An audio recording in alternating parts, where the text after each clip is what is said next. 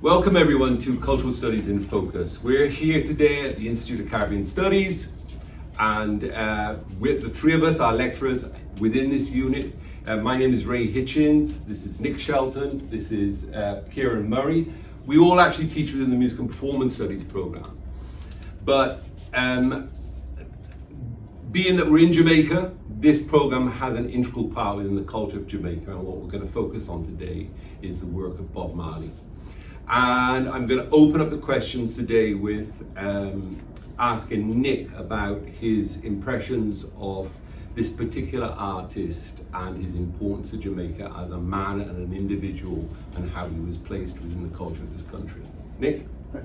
So, looking back at his history, there's a writing somewhere, I think just attributed to Marcus Garvey, that if you don't know your history, then you don't know where you're coming from.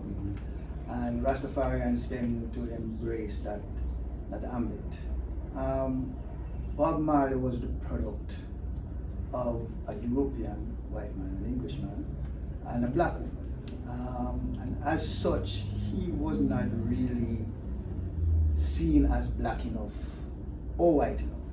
And I'm sure that created some amount of angst within himself as a person, and would later shape his frame of reference as it relates to some of the things that he would want to talk about in his message, and how he would communicate his ideas, that disparity between black and white, between rural and the city folk, between uptown and downtown. All of that would converge and coalesce into his message as a musician. Like most Jamaicans, he was raised by his grandmother and some cousins, and so in a rural area that would influence also the jargon that would come up a lot, folk sayings and themes that would come up in his music, and so we're getting that rich cultural heritage infused into his message, and how he's communicating that as one of those persons who championed the cause for Rastafari and Garvey's. So in a lot of ways. No, I was just going to say it's interesting because you're coming from very much a Jamaican perspective, born and bred Jamaican. Right. Myself and Kieran are coming from a different part of the world. I just wanted to throw it over to Kieran and ask how that perception in his growing up and his coming to kind of musical maturity affected him. One of the things that really interesting for me with Bob Marley is how he took Jamaican music and aspects of Jamaican culture to the world. One thing I did look at one time was how he really crossed over internationally and came out of Jamaica, because I think you mentioned for his past, well, he came up through, he would have been familiar with folk music, mento growing up, then the first records he sang on were ska, then he went into rock steady, traveled to the US for a while, came back, he wrote a whole heap of songs when he was up in America, came back and ultimately hooked up with Chris Blackwell at Island Records, and from there it just took off, because the first commercially successful album was Catch a Fire, and I believe the original album was recorded on 8 tracks here in Kingston, and then Bob Marley and the Wailers, they took those tapes physically up to London, and Chris Blackwell had the foresight, I guess. His idea was to market Bob Marley and the Wailers as a black rock band, and also market them as an album band, because before that it was all singles he had put out. In this concept of the album and selling the album and selling it internationally in Europe and North America.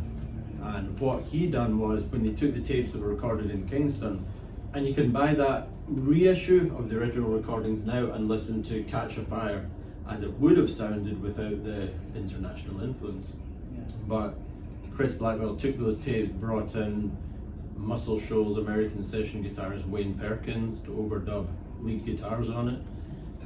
Brought in, I think it was Rabbit Bundrake on keys, another American keyboard player. And these guys, when they first heard the tape, Rabbit's like, I know where the one is, but and Bob kind of showed them the rhythm and stuff, and they got stuck in with it, and it took the music to a different space, I guess, musically. And I think from there on, Bob Marley and the Wailers, I don't know if they were the first ones to coin roots rock reggae, but definitely from there, that formula they had with the same rhythm section, they had Family Man and Carlton on bass and drums, the two brothers, and Bob on rhythm guitar, then bringing in different people on different instruments.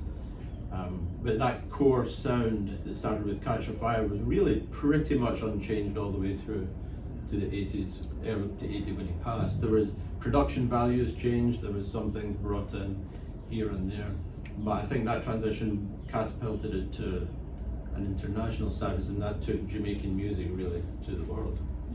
Yeah, I think there was. It's interesting that you bring up that, because I do think that there was people before Bob who were taking a local sound and putting foreign production elements on it to market it overseas. I mean, Young, Gifted and Black would be a good example. We're putting strings on. Interestingly enough, coming out of the same studio.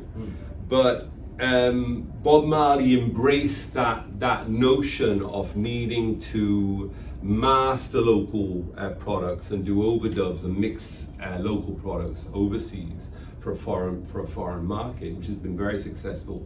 It's a model that not only most of his children have used in the production of their own music, but people who've been the most successful in Jamaica, Shaggy, Sean Paul, have used that same kind of production aesthetic in their music.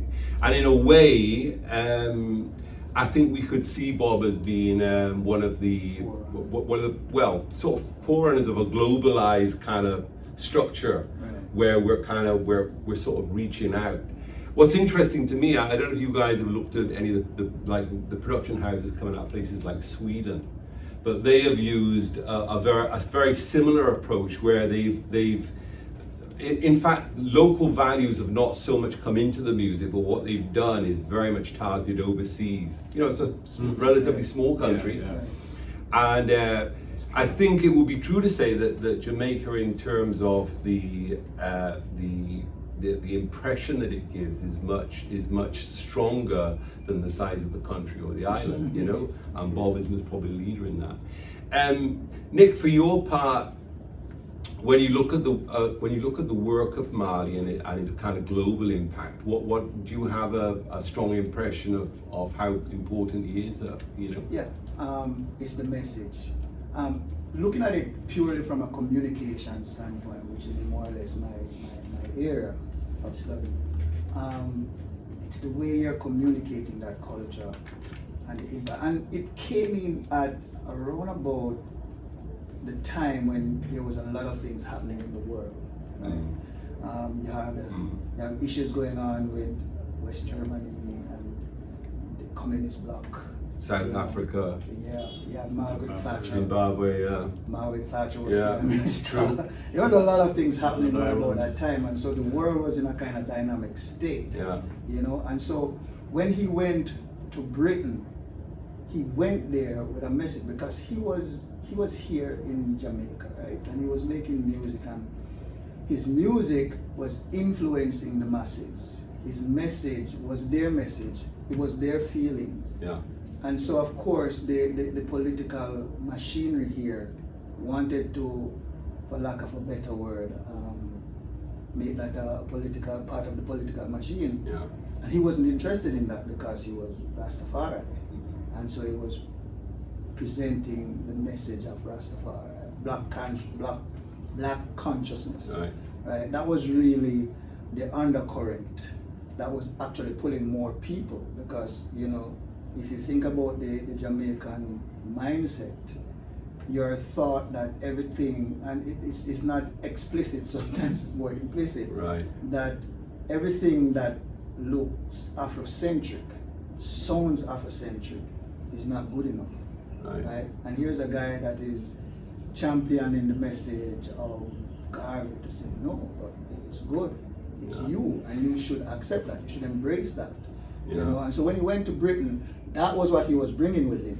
Yeah, I mean, I think one of the things really interesting about his work is, I mean, he strikes me, I don't know what you think, Kieran, about this, I'm going to throw it to you, as being very much a pragmatist, and yet he was he was juggling with a lot of different value systems that he was working within, his own identity, Rastafari, the record industry, and trying to interface with that. But he seemed to do all that very well. The complexities in his own personal life and much of the focus that was placed on that at the time is his relationship with Cindy Breakspear, etc.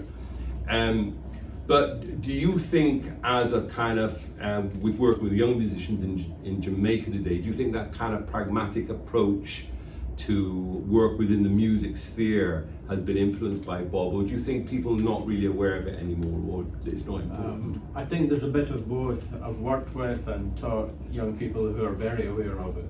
Okay. And I see some of them who have taken on that work ethic. All right. I see some young artists who understand when Bob Marley had a rehearsal at 6 o'clock, it was at 6 o'clock. Yeah. It wasn't 6 Jamaican time. First on the bus and last off. Is Yeah, everybody's he was serious. He had a yeah. work ethic, you know. Yeah. His work to get done, he done the work. Yeah. So I have seen young artists here, a few of the bands that got together, and I think they were aware of that and influenced by Bob Marley in that respect. Certainly there's some who clearly haven't, you know. Yeah. But yeah, I think so. Yeah, I think what we're highlighted on here is just how the work of this particular man is still much understudied. We do offer courses in Bob Marley's music, we offer courses in recorded sound in Jamaican popular music, and other courses that relate to his work and relate to Jamaican popular music.